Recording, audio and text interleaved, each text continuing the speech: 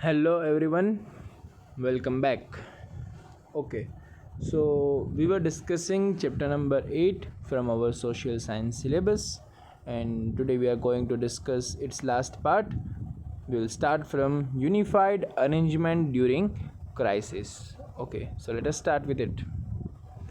There are three provisions for emergency in Constitution of India. National emergency can be declared at the time of war, external attack, or armed rebellion. Due to law and order breakdown, the state cannot function according to the constitution. So, constitutional emergency is declared. Due to increase in prices, there is monetary value erosion. At that, financial emergency is declared. Okay so ત્રણ emergencies છે એક કોન્સ્ટિટ્યુશનની અંદરમાં આપણને કીધેલ છે કે આપણે આપી શકીએ છીએ. એક છે એ છે નેશનલ ઇમરજન્સી કે જ્યારે વાર થાય, કોઈ પણ એક્સટર્નલ અટેક થાય તો એ કારણસર છે એ આપણે નેશનલ ઇમરજન્સી છે એ બહાર પાડી શકીએ છીએ. આપણે એટલે કે સરકાર. Due to law and order breakdown, જો સરખી રીતના લો એન્ડ ઓર્ડર ફોલો કરવામાં આવતું હોય નહીં અને સ્ટેટ છે સરખી રીતના જો કામ કરી શકતું હોય નહીં તો ત્યારે આપણે કોન્સ્ટિટ્યુશનલ ઇમરજન્સી છે એ ડિક્લેર કરી શકીએ છીએ. એન્ડ થર્ડ કે જ્યારે આપણી મોનિટરી વેલ્યુ, જે આપણી પૈસાની વેલ્યુ છે એ નાની થતી જાય અને there is constant increase in the prices, તો એવા ટાઈમે આપણે ફિનાન્શિયલ ઇમરજન્સી છે એ ડિક્લેર કરી શકીએ છીએ. The central government has been given more powers to deal with these emergencies. At the time of emergency, India is almost turned into a unitary system. Central government પાસે power હોય છે આ emergency સાથે deal કરવાનો, અને જ્યારે પણ emergency declare થાય છે ત્યારે ઇન્ડિયા એક યુનિટરી સિસ્ટમની રીતના કામ છે કરતું હોય છે. Okay, parliamentary system. India has a parliamentary system of governance. In a parliamentary system, the parliament is the supreme authority representing the people. The legislature at the union is called the parliament. Okay, તો parliament વિશે આપણને ખબર છે. આખા દેશનું જે પણ સંચાલન ચાલે છે, મોસ્ટ ઓફ ધી એક્ટિવિટીઝ જે લો એન્ડ ઓર્ડર બનતા હોય, બિલ પાસ થતા હોય છે, બધી જ વસ્તુ પાર્લામેન્ટની અંદરમાં થતી હોય છે. ઓકે, ત્યાં જે માણસો બેઠા હોય છે એ માણસોને રિપ્રેઝેન્ટ કરતા હોય છે, બિકોઝ આપણે એ લોકોને વોટ આપ્યો હોય છે ને એ વોટના કારણે લોકો જીતીને છે એ ત્યાં છે એ બેસે છે અને આપણા માટે એ લોકો કામ છે એ કરે છે. The parliament is bicameral, means it has two houses, upper house and lower house. Upper house is called Rajya Sabha, lower house is called Lok Sabha. Nothing to explain that, તમને idea હશે જ. Though the government is carried on in the name of the president at the union and the governor in the state, actual administration is carried out by the council of ministers headed by the prime minister at the union and the chief minister in the state. Okay, તો government છે એ આખી જે government કામકાજ કરતી હોય એના જે પણ વસ્તુ પાસ થાય, લો એન્ડ ઓર્ડર ક્રિએટ થાય, એમાં નામ આવે છે પ્રેસિડેન્ટનું. ઓકે, અને સ્ટેટ લેવલ ઉપર આવે છે ગવર્નરનું. ઓકે, બટ હકીકતે એ જે કામ કરવાનું હોય છે એ કામ કરે છે કોણ? તો ભાઈ cabinet minister, council of minister, prime minister and chief minister સ્ટેટની અંદરમાં કામ કરતા હોય છે. The Council of Ministers is responsible to the legislature that comprises representative of the people. Council of minister છે એ પણ એક રિપ્રેઝેન્ટેટિવ્સ હોય છે જે લેજિસ્લેચરમાં કામ છે એ કરતા હોય છે માણસોના માટે. The president selects 12 people who are experts and experienced from the various fields for Rajya Sabha. Rajya Sabha is permanent house in which 1/3 member retire every 2 years, the same number of members for election. Okay, તો રાજ્યસભા છે કોઈ દિવસ dissolve થતું નથી, એ હંમેશા છે એ ચાલુ ને ચાલુ હોય છે. મીન્સ કે તમે એવું નહીં સાંભળ્યું કે રાજ્યસભાના ઇલેક્શન થાય છે, ઓકે, બટ પૂરેપૂરા જે માણસો જેટલા ઇલેક્ટેડ મેમ્બર હોય છે રાજ્યસભાની સીટમાં એ બધે લોકોનું ઇલેક્શન થતું નથી. દર 5 વર્ષે એમાંથી છે એ 1/3, દર 2 વર્ષે એમાંથી 1/3 મેમ્બર્સ છે રિટાયર થાય છે અને સામે જેટલા મેમ્બર રિટાયર થતા હોય છે એવા મેમ્બરને સામે ઇલેક્શન કરીને અપોઇન્ટ કરવામાં આવતું હોય છે. Thus, each member has 6 years of tenure in Rajya Sabha. The power of Rajya Sabha are less compared to the Lok Sabha, which is special, superior and decisive. Rajya Sabha cannot be completely dissolved. Okay, Rajya Sabha છે તો એની પાસે power છે એ લોકસભા કરતાં ઓછા છે. Okay, Lok Sabha પાસે special, superior અને ડિસિઝનના power છે એ બધી હોય છે. independent and impartial judiciary. The Constitution has provided for the establishment of an independent and impartial judiciary. There is Supreme Court at the top, then there are High Court at the state, and under its jurisdiction are the District Court at the district level, and at the Taluka level there are local and special court. Okay, તો આપણને એક hierarchy સમજાવી આપણા જ્યુડિશરીની કે સૌથી ઉપર supreme court હોય છે, એના નીચે આવે છે હાઈ કોર્ટ, એના નીચે આવે ડિસ્ટ્રિક્ટ કોર્ટ, એના પછી આવે છે local and special courts. The judgment of the Supreme Court are binding to all the subordinate courts of the nation. In case of conflict between the union and the state government, matters relating to the constitution and the interpretation of the status, the final decision is vested with the Supreme Court. Okay, તો final judgement છે એ supreme કોર્ટના હાથમાં છે. Supreme court જે decision લેશે, બરાબર છે, એ રીતના અને એના જ્યુરિસ્ડિક્શનમાં બીજી બધી કોર્ટ છે એ કામ કરવાની છે.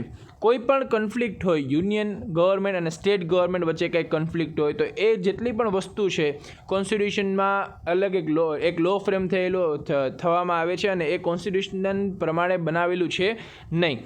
ઓકે, તો એ ચેક કોણ કરશે? તો જ્યુડિશરી છે, સુપ્રીમ કોર્ટ છે, એને ચેક છે એ કરશે અને ફાઇનલ ડિસિઝન છે એ બધી જ વસ્તુને એની પાસે છે એ રહે છે. The Supreme Court is the protector and the guardian of the Constitution. Amendments in the Constitution. Compared to the other countries' Constitution of India is dynamic. Dynamics means કે changeable, flexible છે. Constitution can be amended as and when required. જ્યારે જરૂર પડે ત્યારે આપણે એને amend કરી શકીએ છીએ, એમાં changes છે લઈ આવી શકીએ છીએ.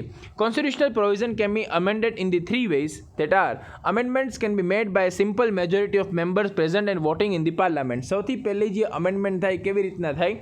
તો જેટલા પણ મેમ્બર્સ પાર્લામેન્ટમાં પ્રેઝન્ટ છે એ લોકો વોટિંગ કરશે અને મેજોરિટી જે વસ્તુને વોટિંગ મળશે કે એક પર્ટિક્યુલર લો લઈ આવવું છે, નથી લઈ આવવું, કોન્સ્ટિટ્યુશનમાં ફેરફાર કરવું છે, નથી કરવું, જે સાઈડ વધારે મેજોરિટી મળશે એવું ડિસિઝન લેવામાં આવશે. સિમ્પલ મેજોરિટી મીન્સ કે એની અંદરમાં મેજોરિટી હોય 51%ની. Okay, certain amendments require a special majority, that is 2/3 majority of the members present and voting. ઘણા અમેન્ડમેન્ટ હોય છે એમાં એવી રિક્વાયરમેન્ટ હોય છે કે ભાઈ 2/3 મેજોરિટી ફરજિયાત તમારે હોવી જોઈએ. મીન્સ કે 66% ઓફ પીપલ છે, ઓકે, એ છે એ કાંઈક ડિસિઝન લેશે, એ જ વસ્તુમાં હા કે ના છે એ લેવામાં આવશે. Concerning the union-state relation, the special majority, that is 2/3, and the concurrence not less than 50% of state legislature is required. Okay, ઘણી વાર છે યુનિયન સ્ટેટના જે ડિસિઝન હોય છે એમાં કેવી રીતના હોય છે ભાઈ, સ્પેશિયલ મેજોરિટી તો જરૂરી છે, પ્લસ જે સ્ટેટ ઓથોરિટી છે, સ્ટેટ જે લેજિસ્લેચર છે એના પાસેથી પણ આપણને સિમ્પલ મેજોરિટી જોશે. If there is amendment to be made in the interrelation between the union state structure or of in the supreme judiciary, then half of the states from the total states have to give consent. Okay, જો કાંઈ પણ વસ્તુ એવી છે કે યુનિયનમાં amendment લાવી છે according to the relation with our states, okay, તો જેટલા પણ સ્ટેટ્સ ઇન્ડિયામાં પ્રેઝન્ટ છે, ઓકે, એના જે લેજિસ્લેચર છે એમાંથી 50% સ્ટેટ છે, બરાબર છે, એમાંથી આપણને અસેન્ટ છે, કન્સેન્ટ છે મળવી જોઈએ, તો જે પર્ટિક્યુલર ડિસિઝન છે લેવામાં આવી શકે છે.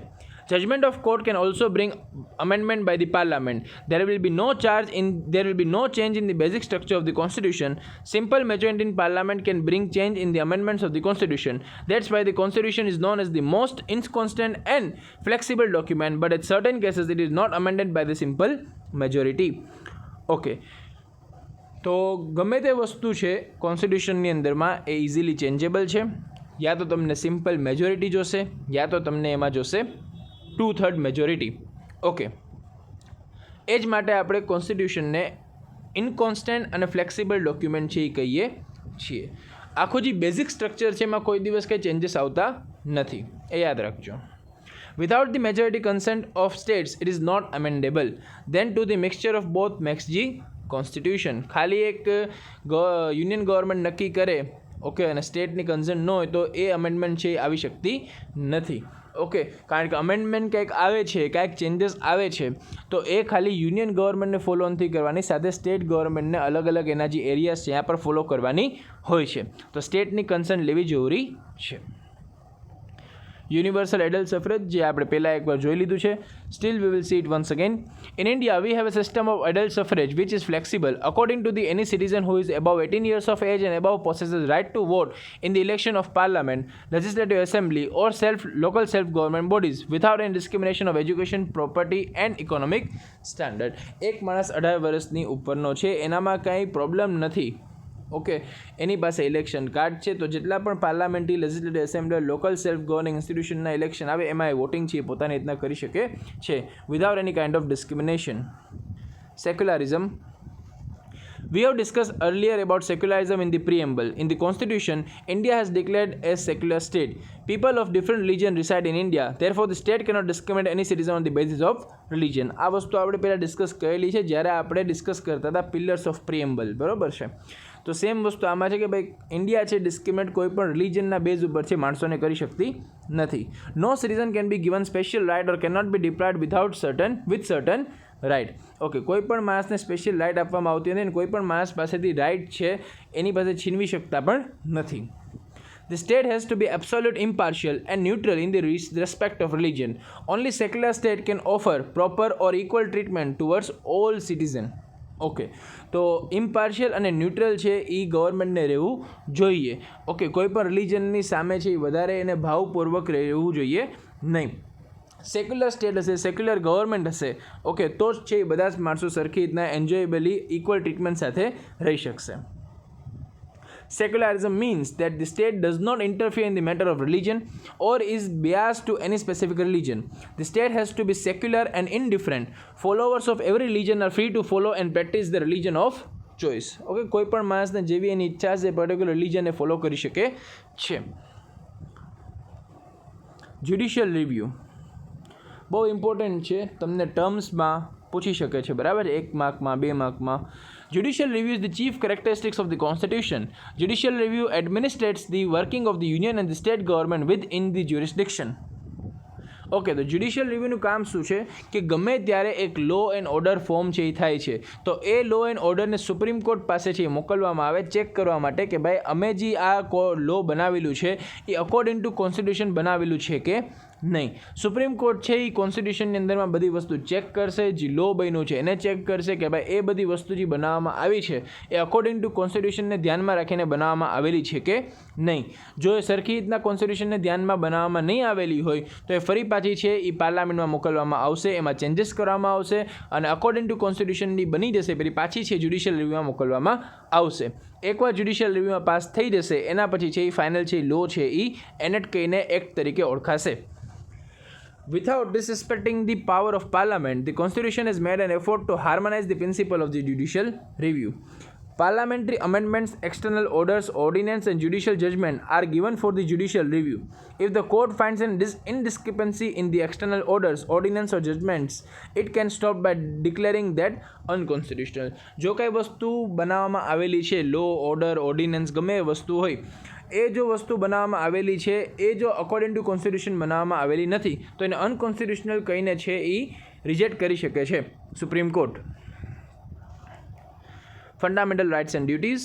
Fundamental rights are conferred to the people of India by Constitution to live a dignified life. The most valuable capital of our country is the overall development of nation, which further lies in the fundamental duties and right. Right to constitutional remedies and for the children 6 to 14 years of age, right to educate are also made available. Okay, તો ઇન્ડિયાના જે માણસો છે એ પોતાની life ડિગ્નિફાઈડ વેમાં જીવી શકે, સરખી રીતના જીવી શકે એની માટે છે ઇન્ડિયાએ છે એના સિટીઝન્સને ફંડામેન્ટલ રાઇટ્સ એન્ડ ડ્યુટીઝ છે આપેલી છે જેથી કરીને એ સરખી રીતના પોતાનું ડેવલપમેન્ટ છે એ કરી શકે છે.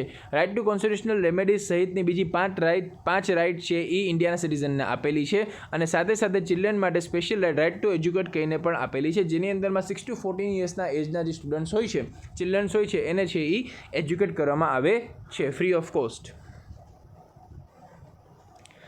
Directive principles of state policies, protection of people, security and welfare should be carried out by the states. This principle provide direction for the state governance and policy making, so they are called the directive principles. Okay, તો directive principles of state policy માણસોના બચાવ માટે, એ લોકોના security, એ લોકોના welfare માટે છે એ અલગ અલગ એક્ટિવિટીઝ છે ગવર્મેન્ટ દ્વારા કેરી આઉટ કરવામાં આવેલી હોય છે. એ એક્ટિવિટીઝને કેરી આઉટ કરવા માટે સર્ટન પ્રિન્સિપલ્સની જરૂર પડતી હોય છે જેનાથી ગવર્મેન્ટ છે એ સરખી રીતના પોતાનું ગવર્નન્સ છે એ કરી શકે. એ પોલિસીસ છે જે આપણે બનાવીએ છીએ એને આપણે ડાયરેક્ટિવ પ્રિન્સિપલ્સ છે એ કહીએ છીએ. Provision four backward section and tribes. To uplift and include backward section and tribes and deprived class in the mainstream, there are specific provision in the constitution. Okay, જે એવી ટ્રાઇબ છે જે પોતે standard of living પોતાને જીવી શકતી નથી, જે બેકવર્ડ છે, ઓકે, તો એ ટ્રાઇબ પોતાનું જે સ્ટાન્ડર્ડ ઓફ લિવિંગ વધારે અને અલગ અલગ પ્રયત્ન કરે એની માટે અલગ અલગ પ્રોવિઝન છે એ કોન્સ્ટિટ્યુશનમાં લખેલા છે. Reserve seats are allocated in legislature and local self-government bodies election to provide reservation. Okay, તો એ ક્લાસ ઓફ પીપલ જો છે શેડ્યુલ કાસ્ટ શેડ્યુલ ટ્રાઇબ્સ, બરાબર છે, એ માટે અલગથી એક રિઝર્વેશન કોટા છે એ ગવર્મેન્ટની બોડીઝમાં ક્રિએટેડ હોય છે પહેલાંથી, જેથી કરીને પહેલાંથી જ એ લોકોની સીટ છે નક્કી કરવામાં આવેલી હોય છે કે ભાઈ આટલું રિઝર્વેશન છે એ શેડ્યુલ કાસ્ટ અથવા તો ટ્રાઇબના લોકો માટે છે. એ લોકો પર ઇલેક્શન કન્ટેસ્ટ કરશે અને પોતાની વાત સામે રાખશે, જેથી કરીને એવા લોકોનું પણ છે એ આગળ જઈને ડેવલપમેન્ટ થઈ શકે. Reservation quota has been provided for the admission in educational institution and government jobs in proportion to their population to provide equal opportunity. તો એ લોકો માટે રિઝર્વેશન છે એ અલગ અલગ જે એડમિશન જોબ્સ હોય છે એની માટે પણ રાખવામાં આપેલું હોય છે, એજ્યુકેશનલ ઇન્સ્ટિટ્યુશન હોય છે એની માટે પણ છે એ અલગથી છે શેડ્યુલ કાસ્ટ એન્ડ ટ્રાઇબ્સના લોકો માટે છે પ્રોવિઝન છે બનાવેલું છે by government. Children of backward section and tribes are given scholarship, basic amenities and waived fees which come under optimistic policy and shielding policy as per the provision in the constitution. Okay, તો children જે હોય છે backward સેક્શનના એ લોકોને અલગથી જે scholarship છે આપવામાં આવે છે અને અલગ અલગ જે નેસેસિટીઝ છે એ લોકોના ભણતર રૂપમાં કામ આવે, બરાબર છે, એવી રીતના અલગ અલગ ઓપ્ટિમિસ્ટિક પોલિસીસ છે એ બનાવવામાં આવેલી છે. Okay, so here we complete our chapter. અહીંયા આપણું ચેપ્ટર નંબર 8 પૂરું થાય છે. આ ચેપ્ટરનો આપણે 4th પાર્ટ ડિસ્કસ કર્યો અને એની પહેલાં આપણે જે પાર્ટ બધે ડિસ્કસ કર્યા છે એ પ્લીઝ બધી વસ્તુ છે સરખી રીતના તમારી બુકમાં લખી લેજો. ફરી પાછા આપણે નેક્સ્ટ લેક્ચરમાં મળીશું, ત્યાં નવું ચેપ્ટર સ્ટાર્ટ કરીશું. ત્યાર સુધી બધાને ગુડ બાય, ટેક કેર.